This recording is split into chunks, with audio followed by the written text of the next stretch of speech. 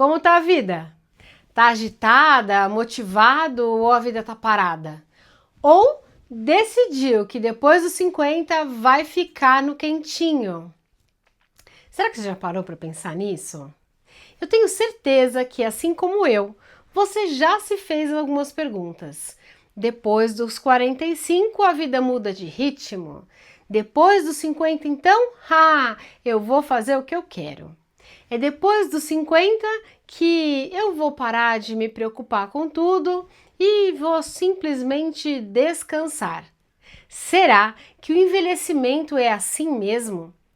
Olá, eu sou Luciana Andriotti e falo sobre envelhecimento com propósito. E o meu convite essa semana é que você aproveite essa reflexão e entenda de uma vez por todas que motivação e performance é um assunto bem antigo, não tem nada de novo e que hoje eu vou provocar você para que você descubra em que fase dessa motivação que você está.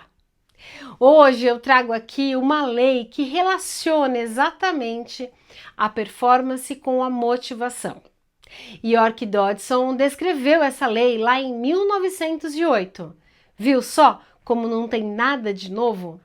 E ela traz uma palavra que a gente hoje usa muito e que normalmente a gente relaciona com coisa ruim. Esta lei descreve o estresse como um fator que tira você da zona de conforto. Eu vou trazer para você uma imagem e quero que você acompanhe comigo este quadro para que você entenda de uma vez por todas que nem sempre todo estresse é prejudicial, nem sempre ficar no quentinho é bom e que está na hora de você começar a direcionar esse seu caminho, essa sua jornada do envelhecer.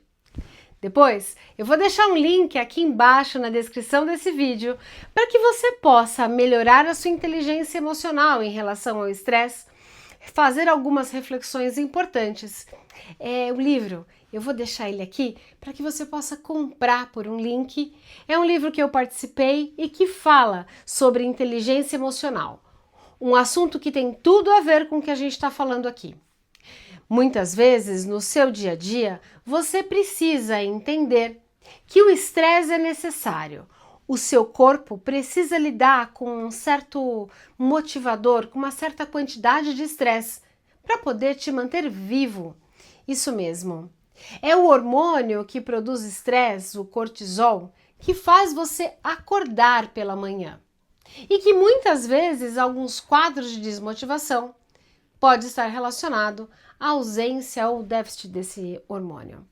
Mas é também o excesso de produção desse hormônio que leva você para situações de estresse extremo, de esgotamento extremo. É muitas vezes o estresse excessivo, a produção excessiva desse hormônio que leva você para um quadro de esgotamento extremo. E aí a vida começa a ficar difícil.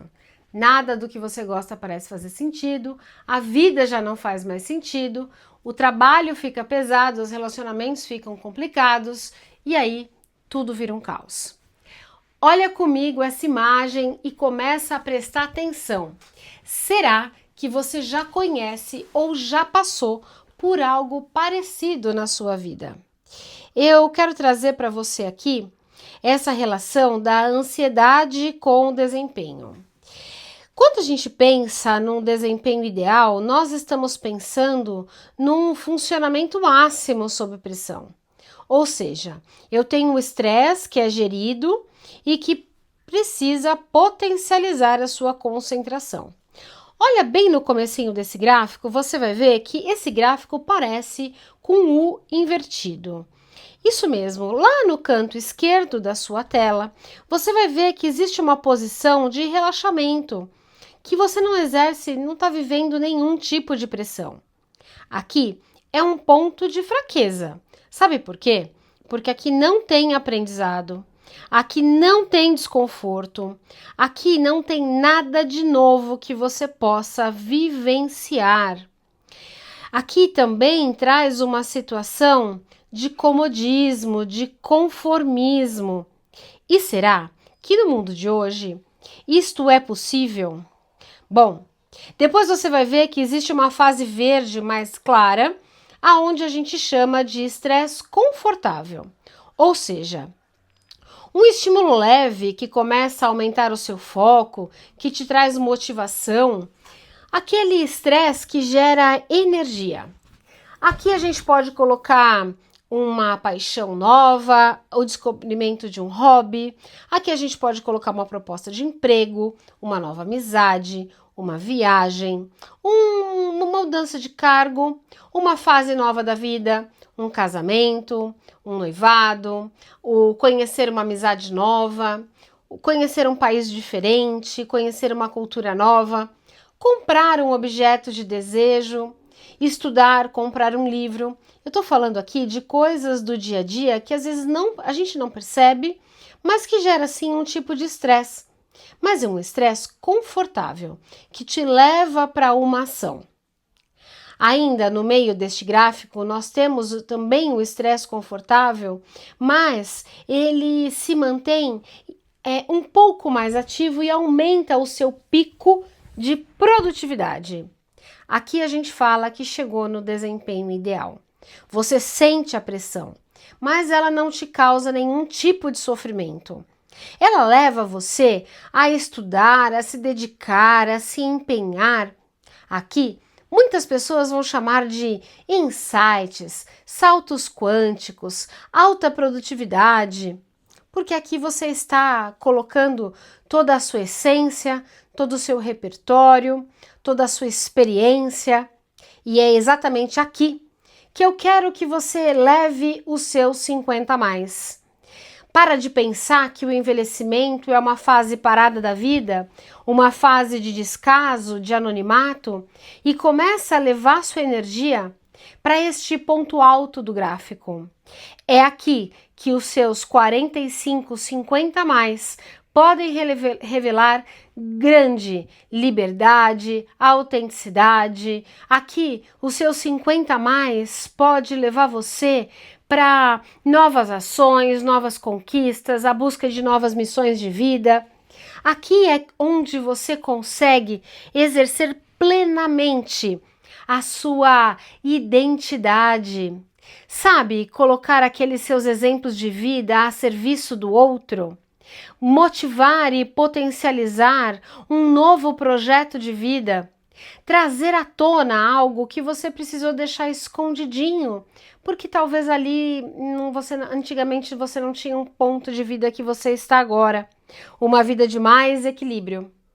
E se você está chegando aí nos seus 45, 50 a mais, com algumas dificuldades, saiba que é exatamente neste ponto que você pode resgatar dentro de você toda a sua sabedoria, todo o seu expertise, todo o seu repertório de vida, todas as suas vivências, todos os seus aprendizados, tudo que você sabe que dá certo, tudo que você sabe que dá errado, e eu tenho certeza que de todos os seus fracassos, o seu sucesso é parte importante desses fracassos. É aqui que eu quero que você concentre o seu envelhecimento, porque você terá muito tempo de vida daqui para frente. Agora, eu preciso dizer que você perde esse desempenho ideal, que você sai dessa fase boa de vida, quando o desempenho, quando a ansiedade, quando o pânico começa a tomar conta de você. E aqui entra a inteligência emocional. Esse livro que eu falei para você, que eu vou deixar aqui no link dos comentários. Se você não tiver inteligência emocional, você vai olhar para essa fase do envelhecer como uma fase de estresse excessivo, de medo, de tensão, de agonia, de imprevisibilidade. E isso acaba com o seu desempenho, detona a sua performance e leva você para um quadro de colapso. É quando o pânico, a ansiedade se torna excessiva, que você vai caminhando para o excesso de tensão, para o medo de falhar de novo. E isso pode fazer com que você perca o foco, perca a sua motivação, perca o seu estímulo mental. E eu quero que você também observe aqui se você é uma pessoa de altos e baixos, porque talvez aqui você também tenha uma necessidade de desenvolver mais a sua inteligência emocional. Se você pega logo fogo, se você acelera muito rápido para ter um alto pico de desempenho e depois você se cansa, é sinal de que a sua inteligência emocional está passando por algum tipo de dificuldade. E você precisa então colocar a inteligência emocional ao seu serviço, ao seu desenvolvimento, à sua autogestão. É quando você entra em colapso que você se sente sobrecarregado, incapaz de funcionar. E é aqui que você desiste do projeto novo, é aqui que você abandona relacionamentos, passa a viver sozinho, passa a perder a sua motivação. E aqui você realmente precisa de ajuda profissional. Se for esse seu caso, pode me chamar que a gente consegue direcionar e te ajudar. Agora, você também pode aprender a fazer gestão emocional, que é melhor do que acreditar que você pode controlar as suas emoções. Quando eu falo de gestão emocional, para que você se mantenha nesse estresse confortável e mantenha o seu desempenho, que você pode passar a executar uma coisa chamada autogestão em saúde. E aí você vai começar a acompanhar aqui comigo algumas práticas regulares que você pode fazer. Meditação, respiração consciente, um diário de gratidão, uma agenda de prioridades, uma agenda de novas tarefas, pode também se matricular num curso novo, pode buscar a sua paixão recolhida e colocar essas práticas assim na sua agenda, como antes você colocava as reuniões de trabalho, as reuniões executivas, as respostas dos e-mails, aquela visita em cliente que você fazia. É uma agenda que começa a tomar a sua forma, a forma da sua característica. Bom, para você começar a manter as suas atividades individuais e particulares, nesse processo de gestão emocional, você precisa fazer a manutenção do seu foco. Manter o seu foco exige planejamento eficaz, delegação de tarefas e falar sobre as emoções. Puxa! E aqui é uma parte desafiadora, porque se você quer ter tempo para você, você precisa aprender a delegar tarefas sim. Para que você mantenha o foco lá nas suas práticas regulares, você precisa manter aquela sua agenda com um planejamento eficaz. E quando você colocar lá na sua agenda que sim, que você tem um horário para se exercitar, mantenha e não troque. Mantenha como prioridade. Sabe por quê? Porque vai aparecer um monte de evento para tirar você desse foco. E isso vai fazer com que você enfraqueça a sua gestão emocional. Manter o foco depende da sua disciplina em colocar prioridade nas coisas que são importantes na sua vida. Bom, para que você também consiga desenvolver essa gestão emocional, mantendo essa gestão do estresse de forma confortável, você vai precisar de alguns apoios. Eu gosto de falar de rede de apoio, gosto de falar de intervenções de apoio. Você precisa fazer as coisas de forma tranquila, sem que seja algo assim muito prolongado, que gere mais estresse em você.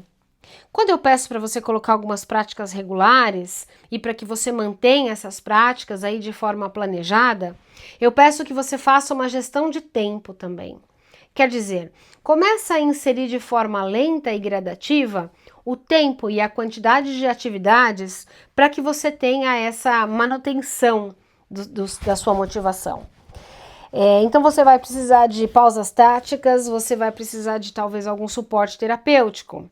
Hoje em dia a tecnologia te ajuda muito, você tem diversas ferramentas, diversas possibilidades. Hoje o atendimento online é possível e você tem ainda um repertório de vídeos, de livros que podem te ajudar neste processo todo. Na verdade, quando a gente pensa em gestão emocional, eu trago aqui um ponto extremamente importante e fundamental.